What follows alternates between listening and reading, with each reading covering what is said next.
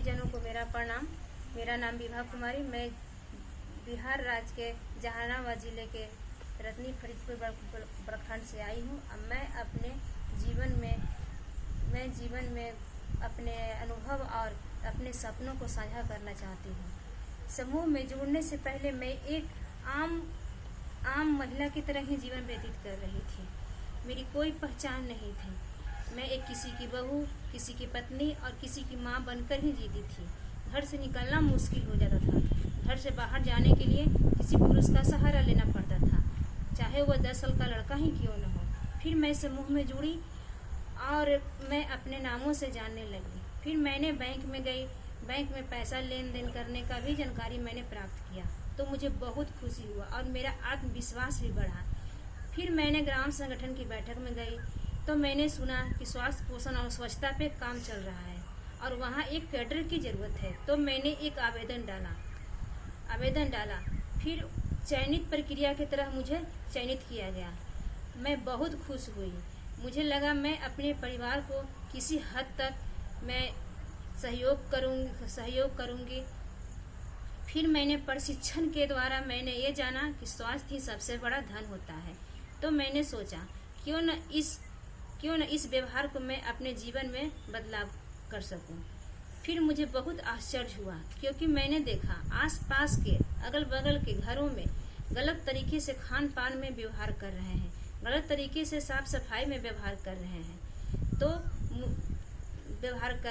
इसी वजह से बच्चे बीमार पड़ रहे हैं और डॉक्टर के पास चक्कर लगा रहे हैं और इसी कारण वो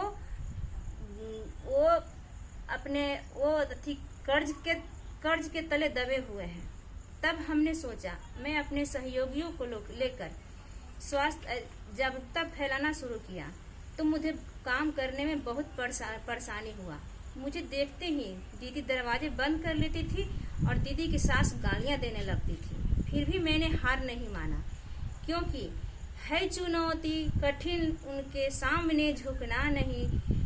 दूर है मंजिल मगर राह में रुकना नहीं। बढ़ते कदम बढ़ते कदम। फिर एक दिन ऐसा आया कि वही दीदी जो मुझे गाली देती थी, वही दीदी अपने घर बुलाकर मुझे ये कहती, बेटी चलो मेरे घर बता दो मेरी बहू को कि वो अपने परिवार को, अपने बच्चे को कैसे सही तरीके से देखभाल कर सकती है। तब मैंने दीदी के घर जाकर बच्चे का टीकाकरण, महिला का टीकाकरण, परिवार नियोजन के बारे में और गैर संचारी रोग के बारे में बहुत सारी जानकारियां मैंने दीदी को दी। तब मैंने सोचा कि कहीं हद तक जो मुझे जानकारी नहीं है तो मैं आंगनवाड़ी सेविका दीदी से या आशा दीदी से और एनएम दीदी से मिलूं, क्योंकि ज़्यादा जानकारी उन्हीं लोग के पास है। और मैं उन्हीं दीदी से मिली और मिलकर मैं दीदी को बताई और बहुत अच्छे तरीके से वो मेरी सहयोग भी की और मिलजुल कर हम दोनों ने बहुत सारे दीदी को बात बताई। फिर मेरे जीवन का एक सपना है कि मेरे क्षेत्र का बच्चा कुपोषित न हो और वो देश का भविष्य है, वो देश के विकास के लिए सहयोग बने। धन्यवाद।